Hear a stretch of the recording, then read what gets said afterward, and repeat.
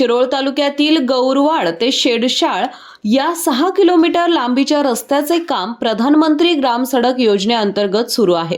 मात्र या रस्त्याच्या कामाच्या दर्जाबाबत स्वराज्य क्रांती जन आंदोलन महाराष्ट्र संघटनेनं तीव्र आक्षेप नोंदवला आहे। रस्त्याच्या पहिल्या स्तराचं काम पूर्ण झालं असलं तरी त्यामधील मोठी खडी निघत असल्यानं काम निकृष्ट दर्जाचं असल्याचा आरोप करण्यात आला आहे। या प्रकरणी रस्त्याची गुणवत्ता तपासणी करून निकृष्ट कामाची चौकशी करावी, तसेच दोषी कंत्राटदार आणि सार्वजनिक बांधकाम विभागाच्या अधिकाऱ्यांवर गुन्हा दाखल करावा अशी मागणी संघटनेनं केली आहे।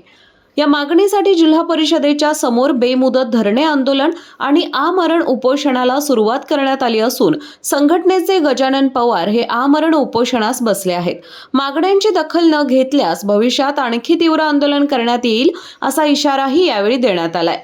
यावेळी संघटनेचे संस्थापक अध्यक्ष आदम मुजावर, जिल्हाध्यक्ष कैलास काळे, राजू गडीवड्डर, सुनील रेपे, ओमकार नार्वेकर यांच्यासह कार्यकर्ते उपस्थित होते।